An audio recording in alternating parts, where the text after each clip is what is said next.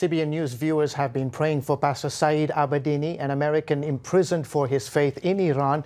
Saeed's father was able to visit him this week, and the two were also able to pray together.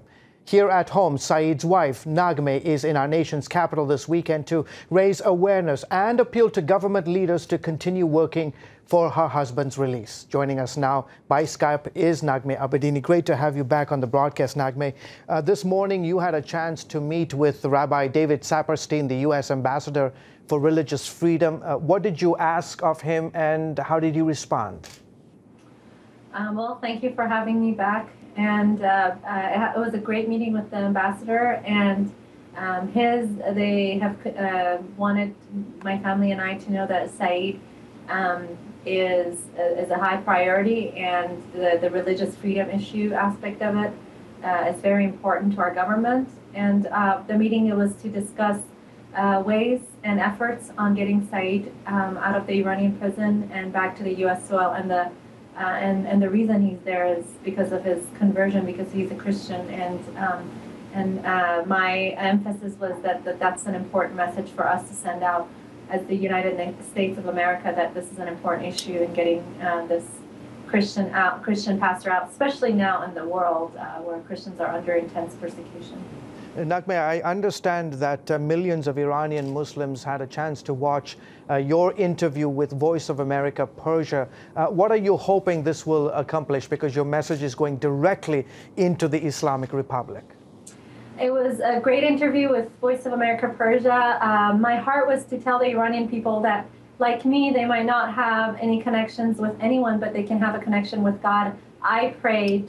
I had no connection, no way of getting to meet with the president, and I prayed and I sought God, and he made the meeting happen. And I told President Obama that, and I shared that with the Iranian people, that they might not know anyone, and the situation in their life might seem very hard and uncontrollable, something they can't control, be it economic pressures, finances, someone in prison, or going through the trials of life. But I was able to share that they can always get on their knees and pray to God, and that as a Christian, we have that access. When you accept Christ as your Lord and Savior, you have that direct access to God, and He's the King of Kings and Lord of Lords. And I got to share about that and the power of prayer and going to God with all of your problems. And it was great knowing that millions of Iranians get to listen.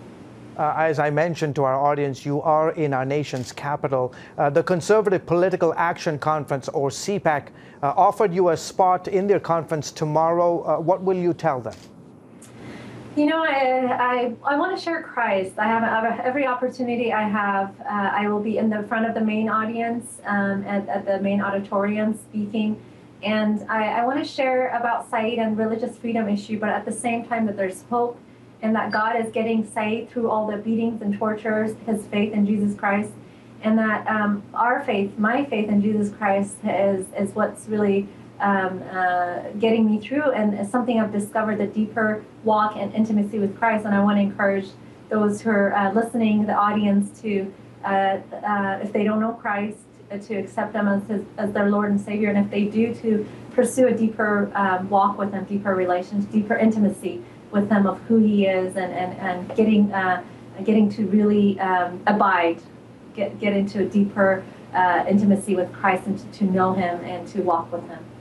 Many of our viewers here in the U.S. and around the world know that you had a chance to meet with President Obama last month. After that meeting and the meeting you had with the Religious Freedom Ambassador, do you think that progress is being made in freeing your husband? Do you feel hope rise, or what are your feelings like today? You know, from before the meeting with the president to after, I've definitely seen a change in the tone and in how the White House and State Department are their communication with me, and the priority that has been placed on this issue. I don't except that God has brought this to the forefront and is moving in hearts. I don't know how else to explain this shift, but I do believe there's been, I don't know what that means in terms of getting Saeed home sooner. I'm praying that this will be the year he's home, but I do see a change in heart, and we had a great meeting with the White House staff and the State Department staff with the ambassador. Many people were in that room, and we got to share Christ, and I see a lot of hearts being touched in the State Department and the White House through Saeed's story, and I'm thankful for that. And I do hope that because their hearts are being touched, the ambassador's heart was deeply touched. He said that as a Jewish rabbi, that he prays often for Saeed. There's a prayer of blessing that they do, and for the last year, he's prayed, every time he's prayed that prayer, he's brought up Saeed's name. So I could see that his heart was moved, and I know that God can use that to bring Saeed home. Maybe he can call, he has a connection that can get Saeed home. You recently, Naghmeh, shared a remarkable testimony of Saeed and his father praying and worshiping the Lord in prison. Tell us that story. How did it happen, and what was the result? Well, usually Saeed has a 20 minutes, very watched by guards, very short meeting, 20 minutes every week with his father behind a glass window. And this time we got to visit, and they just start praying and worshiping God and just focusing.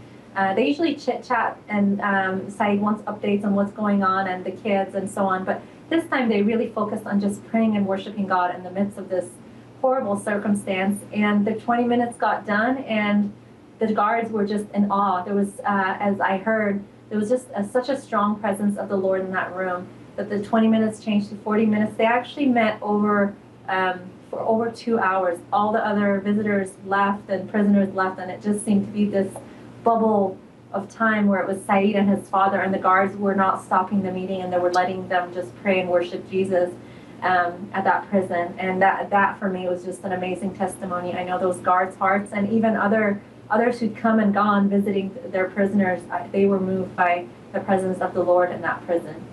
How's he doing physically? Is he still in danger from Islamic militants in the prison? They have isolated him. He's the only Christian in his cell. He continues. There's hardliners in prison with him, such as from the Mujahideen, which is a very radical sect of Islam. And there's just different groups of Muslims that are even in prison that are hardliners. Those who associate with ISIS have been removed from his cell. He still has some kind of a contact where they're in the same ward, and sometimes they come across each other's path in the yard. But he's continually put under pressure as the only Christian, as a convert, not just a Christian, but someone who's converted from Islam to Christianity. He's under constant threat and intimidation. But there's just so many stories of those who've intimidated him, really seeing the love of God and changing their hearts and wanting to know the God that Saeed serves. Naghmeh, I know that you would probably say that your husband is a hero of the faith, but I know people around the world consider you equally a hero of the faith. The faith you have displayed over these many months, and continuing to stand for your husband to see his release has been very, very encouraging to millions of people around the world. And I want you to know that here at your CBN News family, we continue to pray not just for you, but for the release of your husband. So thank you so much for joining. As always, a tremendous pleasure to have you on the broadcast. My strength comes from Jesus Christ. I'm a very weak person, but I appreciate all the prayers and support. I couldn't do it without it. Thank you. Nicely said. Welcome. God bless you.